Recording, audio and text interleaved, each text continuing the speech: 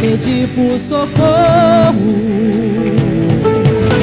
Ruanda, Somália, Nigéria, clamando por um pouco de amor. Vou fazer tudo que eu posso fazer, eu vou. Tenho muito pra dar, eu vou no Evangelho pregar. Como virão se não há quem pregue? Como pregar se ninguém se dispõe a ir? Como crerão naqueles de quem nada ouviram? Eis-me aqui, eu vou. Eis-me aqui, Senhor. Eis-me aqui, eu vou, eu vou, eu vou, eu vou, eu vou, eu vou, eu vou, eu vou, eu vou, eu vou, eu vou, eu vou, eu vou, eu vou. Da Rússia olhar para o céu, é o Salvador, tá chorando por salvação. Olhei a Arábia Saudita, o Iraque esperam por nós. Colômbia, Indonésia, Uganda, pra China eu vou. Pelo chão do Brasil eu vou. Deus me deu pras nações,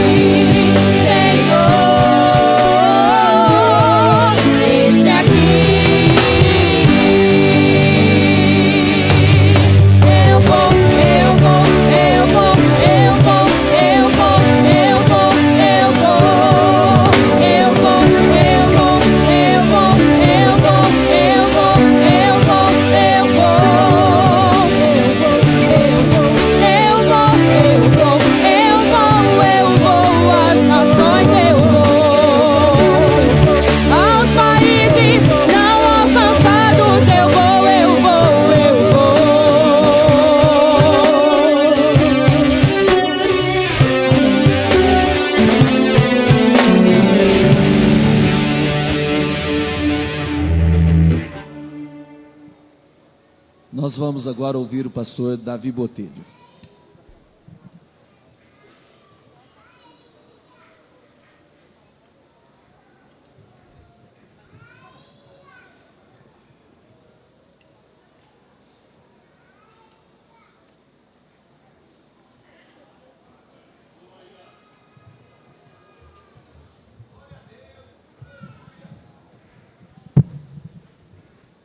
Salam aleikum. Eu os cumprimentei com a paz do Senhor em árabe. E vocês deveriam responder aleikum salam. A paz de Deus seja de volta contigo. Todos podem dizer aleikum salam?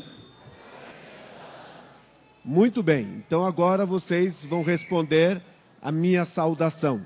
Salam aleikum. Muito bem. Agora, se vocês quisessem dizer a graça, a paz e a misericórdia de Deus seja contigo, vocês poderiam dizer aleikum salam wa rahmatullahi wa barakatuh. Muito. Talvez hoje já é mais comum nas nossas igrejas usar uma roupa típica. Eu estou com uma roupa aqui da Jordânia e esse vem da China. A China tem mais de 20 milhões de muçulmanos. E é interessante quando nós olhamos para isso, olhamos para os desafios e nós ficamos impressionados. Mas o grande desafio de alcançar os povos não alcançados, principalmente os povos muçulmanos, que compõem mais de 1,3 bilhões de pessoas, é por causa da adaptação, de conhecer, de conviver, de se relacionar e também de contextualizar. E esse é um grande desafio que a gente tem. Eu lembro quando nós começamos a usar roupa típica, algumas pessoas achavam muito interessante, mas outros ficavam até assustados, principalmente com o tamanho da barba que eu tinha.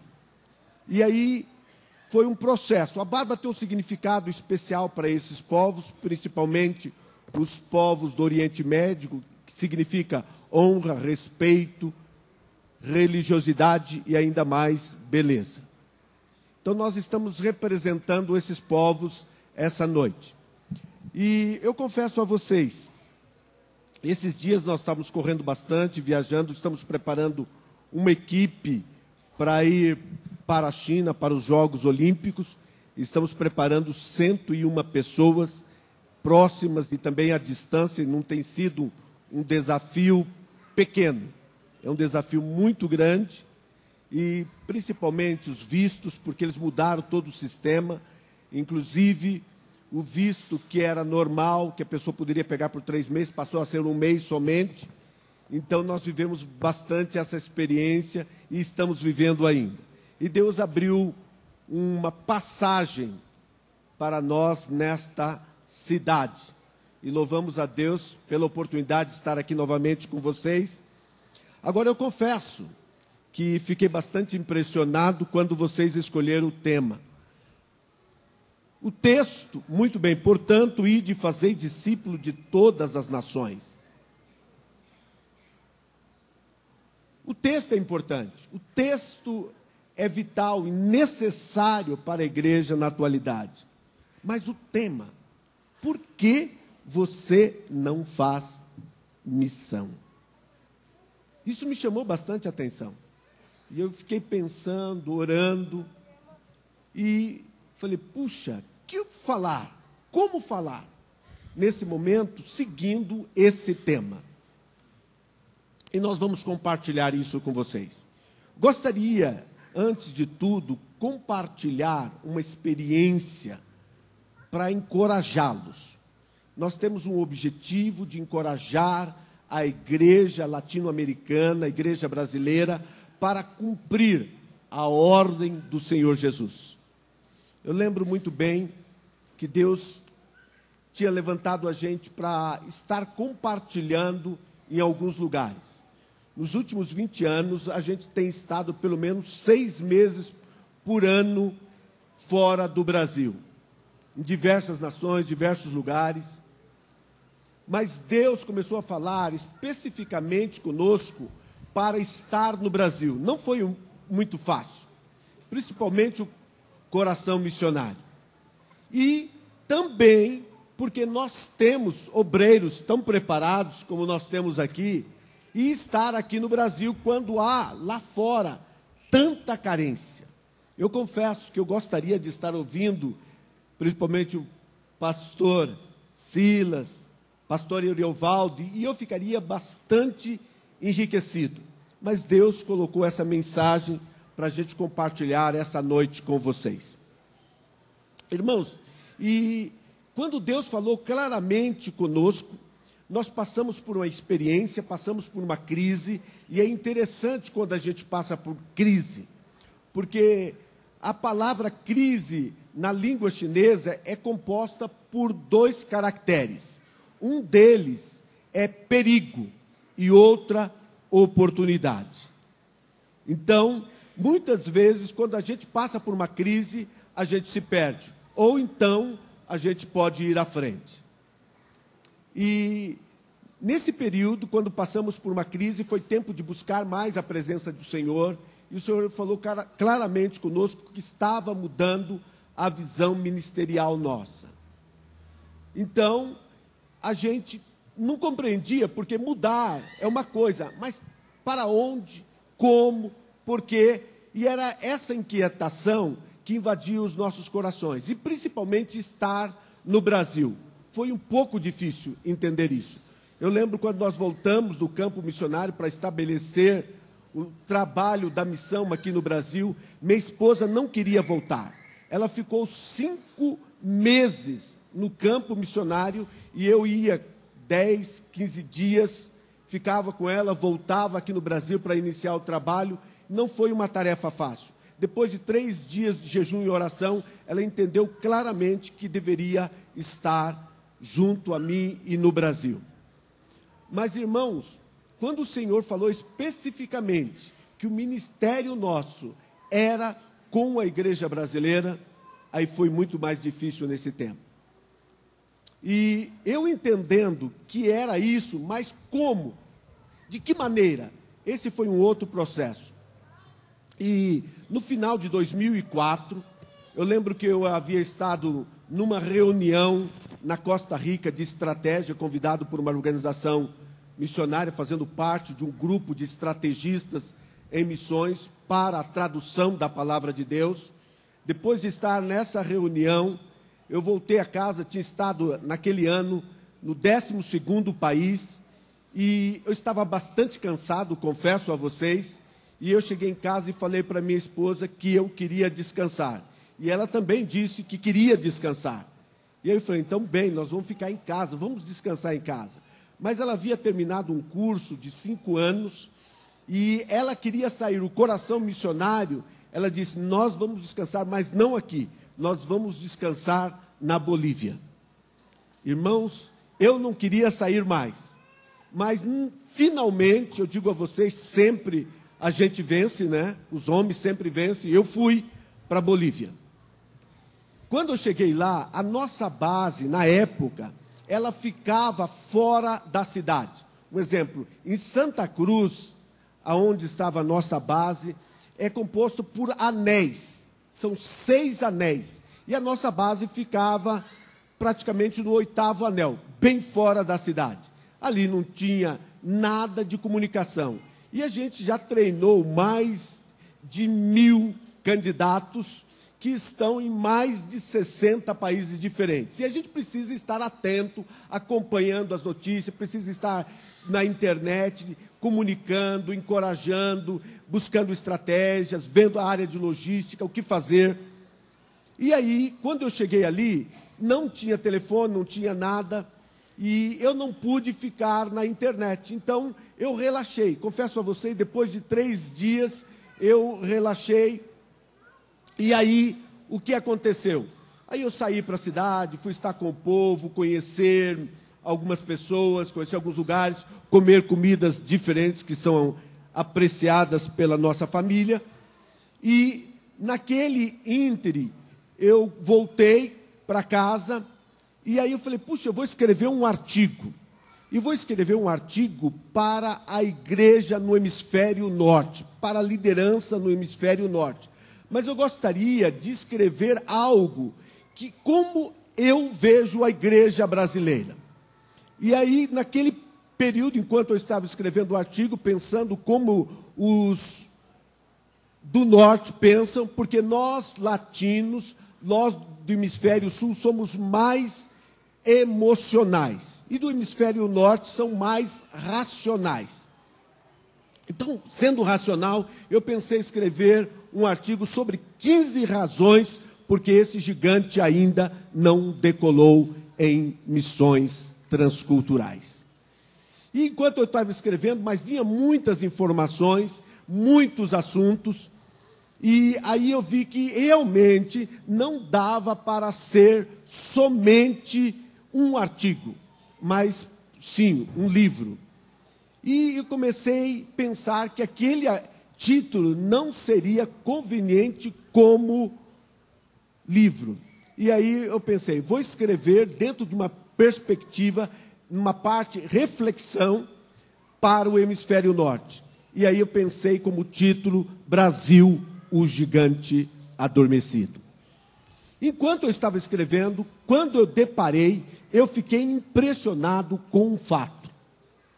Me chamaram a atenção do que estava acontecendo ali e mostraram na televisão. Eu confesso, irmãos, em vários lugares que eu tenho estado, tenho visto coisas assim impressionantes.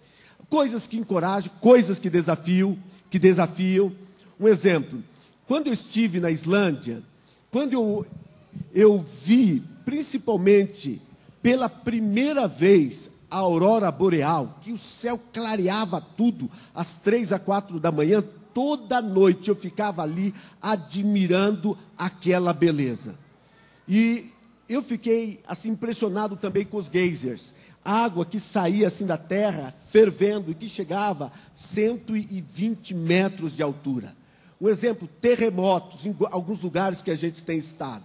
Um exemplo, na Islândia, acontece aproximadamente 3.000 terremotos por ano.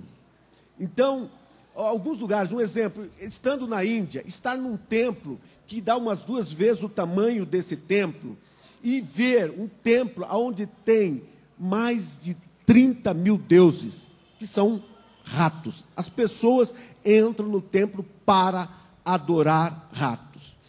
E eu poderia contar histórias e mais histórias de onde a gente tem estado, mas aquilo me chamou a atenção, aquilo tocou o meu coração. Quando eu olhei, e eu fiquei impressionado. Eu lembro, final de dezembro de 2004. Os irmãos lembram que evento que aconteceu no final de 2004? Tsunami. Muito bem. Aquilo, primeira notícia, 10.000 pessoas morreram. Depois 15, 20, 30, 50, aproximadamente 340.000 vidas foram ceifadas. E diante daquele fato, eu fiz uma oração. Eu disse, o Senhor tem controle de todas as coisas. Nada acontece sem a vontade permissiva de Deus. E naquilo, irmãos, me chamou a atenção mais ainda, quando pensei no texto que dizia claramente que o Senhor não faz nada sem antes revelar aos seus profetas. E eu fiz uma oração. Confesso que eu fiz uma oração assim ousada e perguntei, Senhor, o Senhor pode revelar qual é a tua vontade para este fato? E, irmãos, a coisa mais impressionante, o Senhor falou ao meu coração, espere. Aquilo me trouxe uma paz tremenda, aquela preocupação, aquela situação, aquele desastre que afetou as nações da Ásia, principalmente a Indonésia, me chamou bastante a atenção. Enquanto eu estava ali, aí, passado algum tempo, Deus usou a igreja da Indonésia, que recebeu muito recurso para atender às necessidades. Chegou um momento que eles disseram, principalmente aos países do hemisfério norte, que não precisavam mais de ajuda. E aí eles convidaram 400 líderes internacionais para estar lá, para ver e agradecer também. E entre esses 400 líderes, eu fui convidado. E chegando a Jacarta, 100.000 pessoas estavam reunidos no estádio de uma forma especial. Estavam buscando a Deus. O que não faz um tsunami da vida? Buscando a Deus. O próprio presidente estava ali. Talvez para muitos não tenham ideia do que seria isso, mas a Indonésia é o país que tem mais muçulmanos. É o maior país muçulmano do mundo. Então imagina ali os cristãos buscando ao Senhor. E não somente ali em Jacarta, na capital, mas por causa do meio de comunicação, a gente via nos telões 76 outros estádios lotados com os cristãos. E isso realmente foi algo que me chamou a atenção. Enquanto o pessoal estava ali de joelho, eu levantei as mãos e disse: obrigado, Senhor, porque eu entendo que o Senhor tem o controle de todas as coisas. E fez o povo ficar de joelhos diante do Senhor. E uma coisa me chamou mais a atenção quando um irmão se aproximou de mim e disse: Davi, o que aconteceu, o que pode te surpreender ainda mais, é que a cidade de Aché, os cristãos na época do Natal queriam adorar Jesus e não lhes foi permitido. Eles foram às autoridades, reivindicaram essa possibilidade, mas como não lhe foi atendido, eles foram para as montanhas e eles foram adorar Jesus.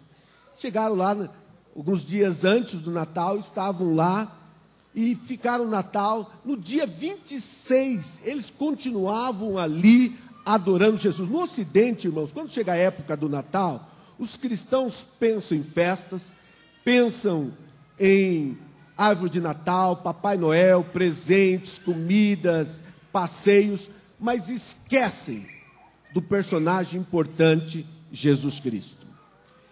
Mas os cristãos ali não, eles queriam adorar Jesus. E no dia 26, às 10 horas da manhã, eles estavam adorando Jesus. E o que estava acontecendo ali na Cidade Baixa? E aonde estavam os cristãos? Quando veio toda aquela destruição do tsunami, esses cristãos estavam nas montanhas. Deus tem o controle.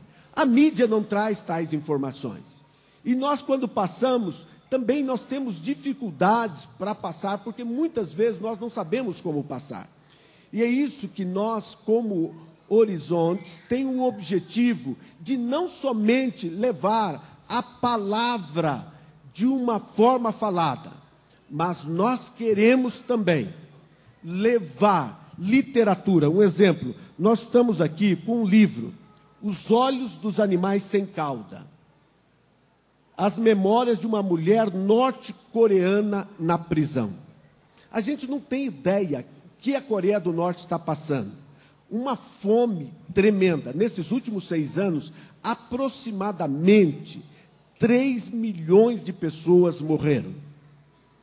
A fome é tão tremenda que um pai de família chega a dizer ao seu filho: eu estou morrendo, mas por favor, coma a minha carne, porque se você não comê-la, os vizinhos vão desenterrá-la para comê-la. A gente não tem ideia. Se você ler esse livro, nós não trouxemos muito, porque trouxemos de avião, só trouxemos 30 exemplares. Além disso, o que é o islamismo? Vocês vão ouvir um pouco sobre Don Richardson falando sobre isso. Aqui tem Segredos do Alcorão. Por causa desse livro, ele já foi ameaçado de morte. A própria editora disse que ele deveria fazer com pseudônimo, mas ele quis colocar o seu próprio nome. Irmãos, esse livro, ele é um livro que nos toca. Então, também não tem muito. Então, vocês aproveitam aí que só tem esses 2 livros. Nós temos também agora colocado não somente livros, mas estamos entrando numa área para produzir vídeos.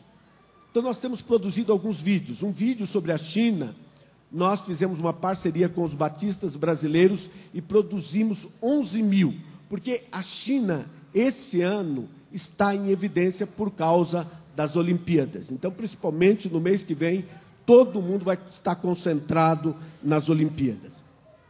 uma coisa que nos chama a atenção, que uma TV do Hemisfério Norte nos procurou para colocar à disposição da igreja brasileira 5 documentários que vão ser impactantes para a igreja, tanto para a evangelização como para encorajamento, de muçulmanos que tiveram sonhos e visões com Jesus e se converteram. Irmãos, são histórias assim extraordinárias, edificadoras, desafiadoras e principalmente motivadoras para a evangelização. Então, esses materiais nós estamos colocando na igreja brasileira e já produzimos mais de 70 livros. E isso para encorajá-los. Mas vamos à mensagem. Eu, analisando, por que não faz missões? Então, nós vamos colocar isso à disposição de vocês. Pesquisando um pouco, sintetizando, por causa do tempo, nós poderíamos estar colocando mais assuntos. Primeiro ponto, porque não ora especificamente pelas nações. Esse é o primeiro ponto. Um exemplo, para os irmãos terem uma ideia, a gente não sabe orar.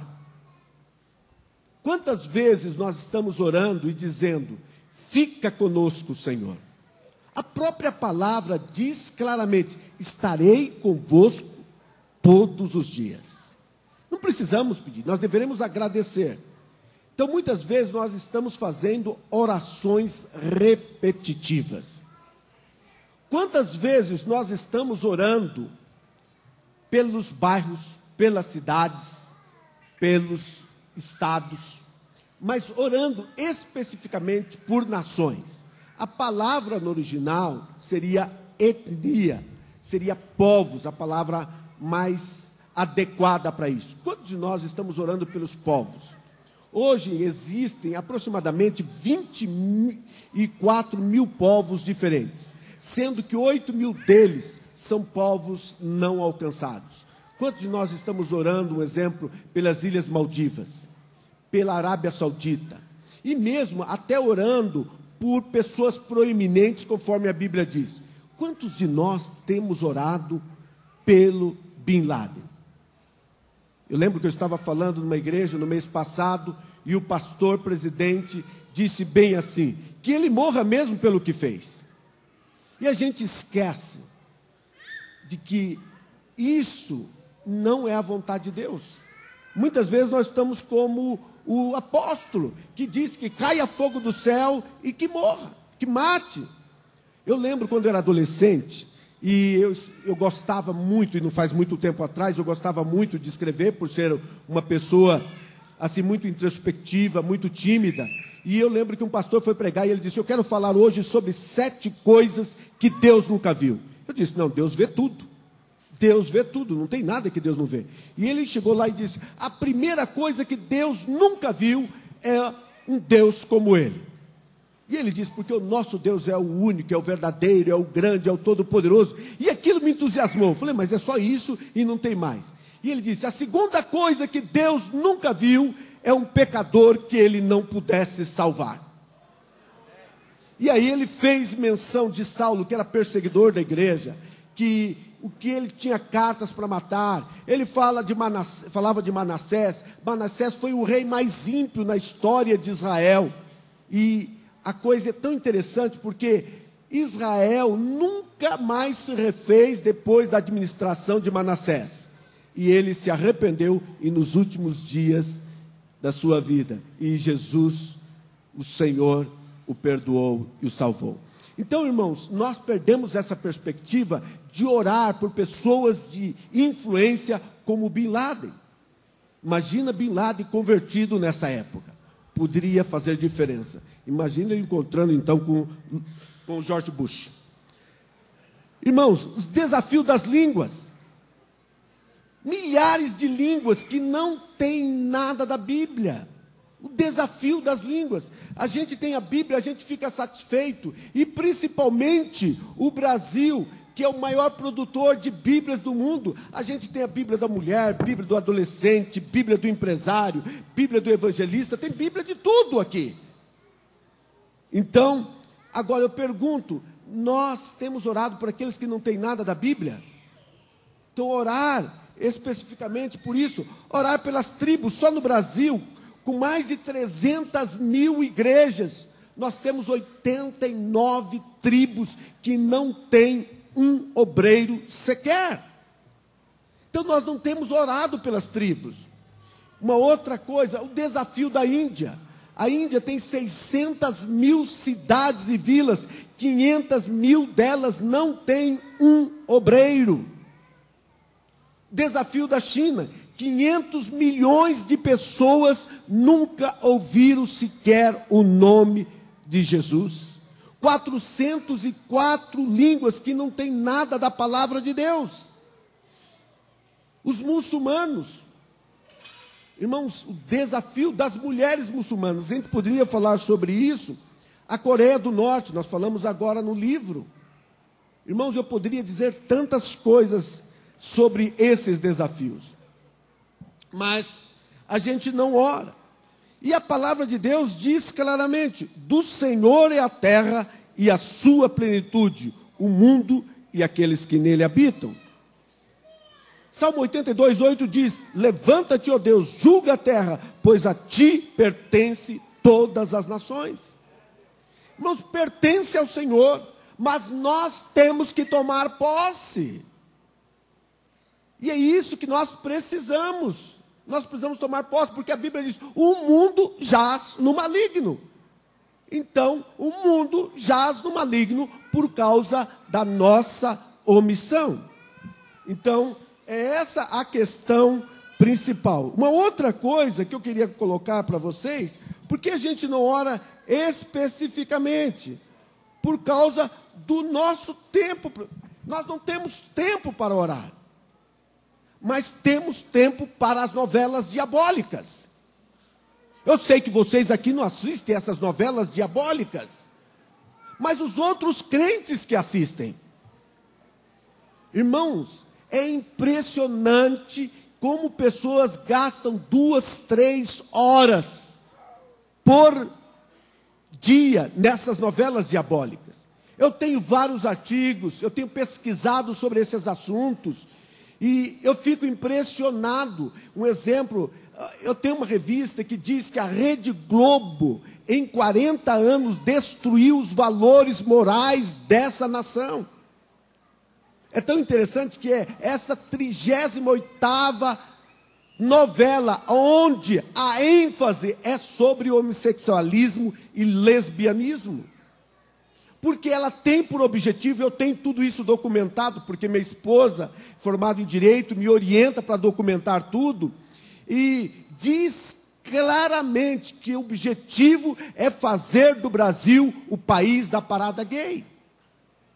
E eu pergunto, o que as pessoas estão gastando tempo com isso? Por isso não pode fazer missões. Tempo nos shoppings. É impressionante como as pessoas gastam tempo nos shoppings. Eu sei que vocês não vão tanto em shopping, mas em São Paulo vocês ficam impressionados. Como as pessoas gastam tempo nos shoppings. Tempo no Orkut.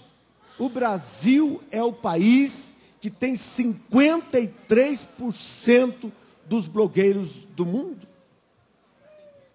O Orkut tem tomado tempo. Vocês não sabem nem o que é isso, mas pergunta para os jovens lá fora o que é o Orkut, como gastam tempo nisso. A média de tempo na internet, 23 horas e 12 minutos por mês. E eu pergunto, quantos têm gastado tempo nas coisas de Deus? Tempo de ficar. A gente olha para isso, para os adolescentes, e eu gostaria de dizer aos pastores, a gente não tem ideia, mas até os adolescentes evangélicos, eu sei que aqui não acontece isso, mas os demais evangélicos, irmãos, é impressionante que tem muitos adolescentes ficando. como resultado de ficar, sabe o que é? Nós temos hoje 1,5 milhão de abortos no Brasil por ano. E 200 mil deles são de evangélicos. E eu pergunto, temos dado tempo para os adolescentes? Irmãos, precisamos gastar tempo com os adolescentes. Precisamos investir nas crianças. Mas muitos não sabem nem como eles vivem, nem o que está acontecendo. Mas eles estão sendo influenciados por essa mídia que está destruindo os valores morais dessa nação. Eu escrevi um livro sobre adolescentes com propósito. Eu trabalho muito nessa questão. Segundo ponto, porque não ora por obreiros para os povos, nações, línguas e tribos. Irmãos, porque não ora por obreiros. O resultado disso é que na década de 80 havia um crescimento no envio de missionários de 12,8% no final da década de 80. No início dessa década, 3,5%. Então nós olhamos para esse quadro, a paixão missionária tem diminuído nessa nação brasileira. Eu sei que aqui não, mas nas demais igrejas. Irmãos, e nós olhamos para esse quadro, eu digo, orar por obreiros é a oração mais perigosa que tem.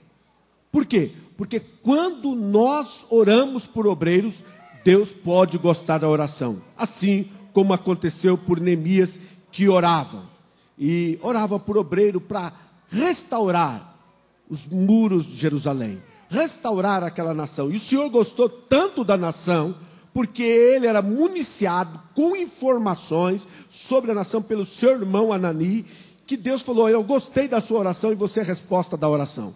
Portanto, quando você orar por obreiros para, um exemplo, Afeganistão, pelo Iraque, ou lá pela Indonésia, ou outros lugares, o Senhor fala, eu gostei da sua oração e você vai então como resposta da sua oração. Irmãos, e os homens, onde estão? Os homens estão orando assim, eis-me aqui, envia minha irmã. As estatísticas estão mostrando que são 2 mulheres para um homem no campo missionário. Irmãos, é hora dos homens orarem e dizer como o profeta, eis-me aqui, envia-me a mim. Terceiro ponto, porque não ora pelos recursos financeiros para a obra missionária. Irmãos, isso é a coisa mais absurda que tem. Orar por recursos. E a gente olha isso, hoje a média anual de investimento na obra missionária transcultural é de apenas R$ 1,30. Em Franca, é média de R$ 15 por ano. A GEO 28 diz assim, de uma forma muito especial, minha é a prata e meu é o ouro, diz o Senhor dos Exércitos. Segundo Crônicas 29:12 diz, tanto riquezas como honra vêm de ti, tu dominas sobre tudo, e na tua mão há força e poder, na tua mão está o engrandecer e o dar força a tudo. Falar de dinheiro é pecado, dinheiro é mundano. Irmãos, isso é tão forte entre os evangélicos e católicos. Mas nós esquecemos que 2.084 passagens sobre dinheiro, finança e administração estão somente no Novo Testamento. Trouxe um folheto, um folder aí, sobre ativando a consciência financeira da igreja. Alguns podem adquirir aí, está à disposição de vocês, pode pegar, não trouxe tantos, porque não dava para trazer. Mas eu tenho dito, das 38 parábolas proferidas por Jesus, 16 delas tratam do assunto.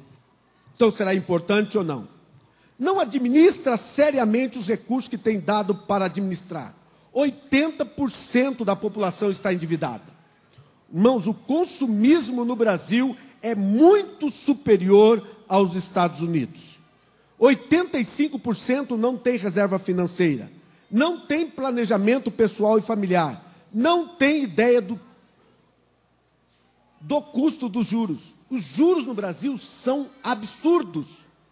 Imagina se você devesse, um exemplo, R$1.000 no cheque especial e não pagasse, e não houvesse acordo, e não houvesse limitação dos juros, ao final de 10 anos você estaria com 9 milhões de dívida.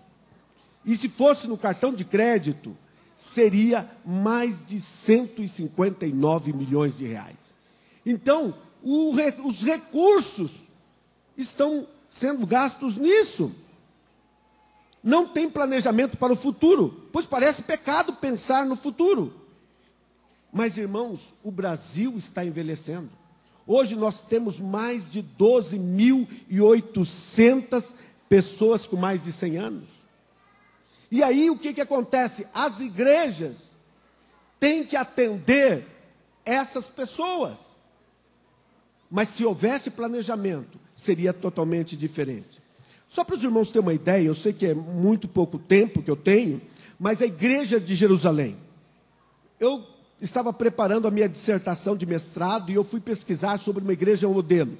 Então, eu estudei sobre a igreja de Jerusalém, a igreja de Antioquia, estudei também a igreja dos irmãos morávios e a igreja em Toronto, no Canadá, estudando sobre esses lugares. Mas eu fiquei tão impressionado quando eu comecei a estudar sobre a igreja de Jerusalém, que era uma igreja que acreditava que Jesus vinha na sua época, que por causa dessa crença, nós ficamos impressionados, irmãos. Por quê?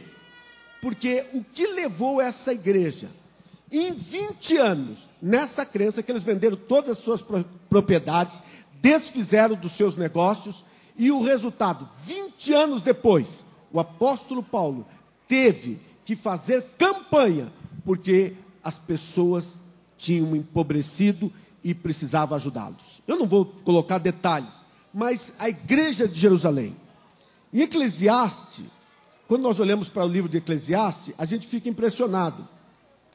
Quando a gente fala, lança o teu pão sobre as águas, a gente não conhece essa expressão. Porque a expressão quer dizer isso, emprega o seu dinheiro em bons negócios e com o tempo você terá o seu lucro. Aplique-o em vários lugares e em negócios diferentes, porque você não sabe que crise poderá acontecer no mundo. Porque essa expressão é o seguinte, quando lançar o pão sobre as águas, essa expressão queria dizer o seguinte, olha gente, quando vocês lançaram o pão sobre as águas, porque o negócio era pelo mar, então os barcos iam pelo mar, então eles iam para trazer algumas coisas, mas se você colocasse num barco só, houvesse qualquer problema, todos os seus recursos iriam embora. Mas se você colocasse em 6 ou 7 tipos de barcos, você teria o retorno de alguns deles. Então é esse o sentido e a gente usa diferentemente. Então, e finalmente, quarto, por que não estuda a palavra de Deus? Irmãos, esse é um quadro que nos choca ainda mais. A maioria dos brasileiros sabe a escalação dos jogadores, do time de coração, não muda de time, conhece os artistas de novelas e de filmes e não conhece a Bíblia. Os pastores, no estado de São Paulo, mais de 50% dos pastores nunca leram a Bíblia inteira. Essa pesquisa foi feita pela Sociedade Bíblica Ibero-Americana. Se os pastores não leram, imagina os filigresses, os crentes. Irmãos, esse é o quadro que a gente tem nesse sentido. Quando nós olhamos para isso, eu fico pensando, eu vou avançar um pouquinho mais do tempo, eu sei que meu tempo já venceu, mas eu só gostaria de concluir com alguns pontos importantes e dar uma solução para isso. A parábola dos talentos. Nós falamos sobre talentos, nós falamos dons, nós falamos capacitação, mas o seguinte, quando o Senhor estava falando da parábola dos talentos, ele estava falando sobre dinheiro. Porque dinheiro, talento era dinheiro. Então era distribuição de dinheiro. E aquele que tinha guardado, e isso estava falando de empreendedorismo. Irmãos, aplique alguns negócios. Porque se você não aplicasse, pelo menos colocasse no banco, que vai dar pelo menos os juros, a poupança. É isso que o Senhor Jesus estava falando. Um exemplo, se nós chegássemos aqui, fizéssemos uma campanha missionária, tivéssemos uma oferta de 50 mil, nós vamos distribuir por irmãos R$500, você vai multiplicar em 3 meses. Eu digo que multiplicaria em 3 meses, R$200, para um jovem R$100. E então é isso que a gente olharia e veria. E como mudar esse quadro? Eu sei que o tempo está encerrado, mas eu quero só concluir, porque eu entendo que os irmãos deveriam receber a parte final.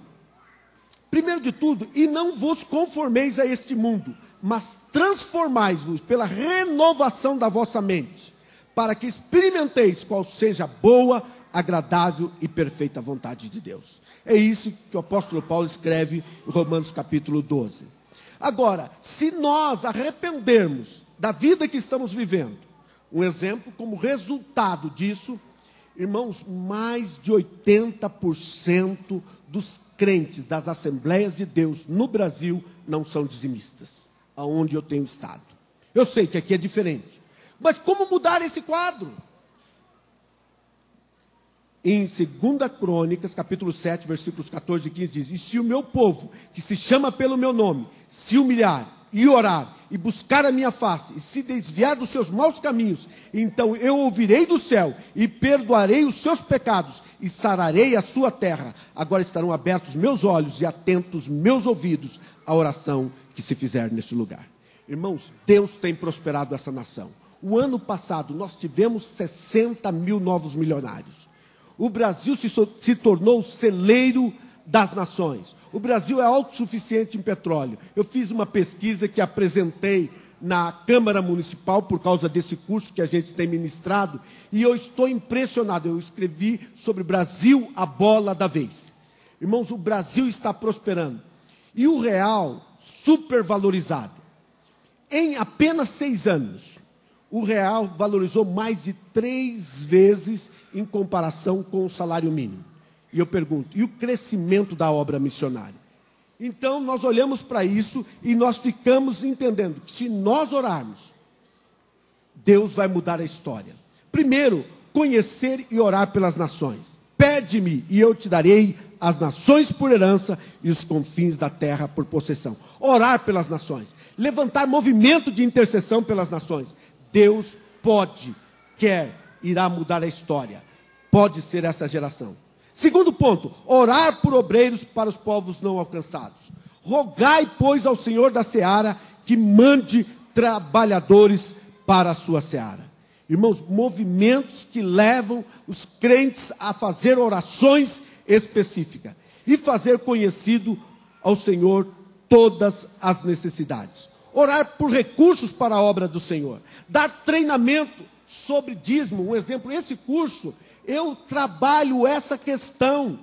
Irmãos, como mudar essa história? E as pessoas perdem a perspectiva. Em Malaquias capítulo 3, versículo 10 diz: trazei todos os dízimos à casa do tesouro, para que haja mantimento na minha casa. E depois fazei prova de mim, diz o Senhor dos Exércitos, se eu não vos abrir as janelas do céu, e não derramar sobre vós tal bênção, que dela vos advenha maior abstância.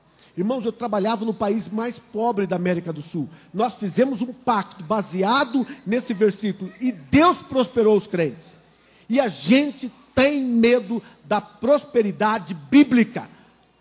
E isso, irmãos, leva os crentes a perder a perspectiva. Pedir para o Senhor prosperar, com o objetivo de investir na expansão do reino. Eu vou colocar para os irmãos uma irmã. Ela era governanta da família Matarazzo no começo do século passado. E ela fez uma oração, porque a família Matarazzo era muito rica. E ela disse: Senhor, faça-me rica para investir na tua obra. Sabe qual foi o resultado? Essa irmã, irmãos, deu mais de 60 carros para pastores e missionários. Inclusive, nós ganhamos uma quando estávamos no campo missionário e o outro aqui no Brasil. Essa irmã doou um avião para a obra missionária ali na selva onde trabalhávamos. Irmãos, essa irmã doou mais de 60 propriedades para igrejas e missões e financiou vários missionários. Ela deu uma propriedade para a missão, só o terreno, mais de R$1 milhão. E várias vezes financiava, colocando muito dinheiro ali na obra. Irmãos, e ela faleceu nesse mês de fevereiro com 99 anos e deixou mais de 1.000 propriedades com os netos. Eu gostaria de encorajá-los a orar para Deus os abençoar, para abençoar a obra do Senhor. E é isso que a gente tem trabalhado. Irmãos, eu só vou concluir com o texto do apóstolo Paulo, que ele estava trabalhando para restaurar a igreja em Jerusalém. E ele diz o seguinte, capítulo 9, versículo 10 a 14. E Deus que dá semente para semear e o pão para comer, também dará a vocês todas as sementes que vocês precisam. Ele fará com que elas cresçam e deem uma grande colheita, como resultado da generosidade de vocês. Ele fará com que vocês sejam sempre ricos, para que possam dar com generosidade. E assim muitos agradecerão a Deus a oferta que vocês estão mandando por meio de nós. Porque isso que vocês fazem não somente ajuda o povo de Deus que está necessitado, mas também faz com que eles façam muitas orações de gratidão a Deus. Eles darão glória a Deus por esse serviço que vocês estão prestando.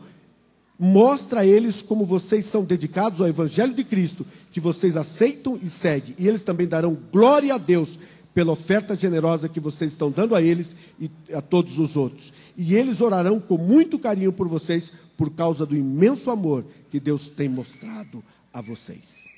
Irmãos, eu creio piamente que Deus vai mudar a história desta nação. E, finalmente, estudar a palavra do Senhor regularmente. Programa de estudo temático. Por tema, estudar a palavra. Não somente a leitura. Sistemático. Cronológico. Estudar a Bíblia cronologicamente. Hoje tem a Bíblia cronológica. E estudo expositivo. E nós vemos João Ferreira de Almeida, um jovem de 16 anos de idade. Pegou a Bíblia em espanhol. E ele estava estudando. E ele diz, por que não tem em português? E ele gastou a sua vida para colocar a Bíblia na sua em minha língua. E é isso. E nós cremos que Deus vai levantar essa nação para mudar essa história. Será que nós podemos falar, quero mudar esse quadro, porque eu não faço missão? Que Deus os abençoe.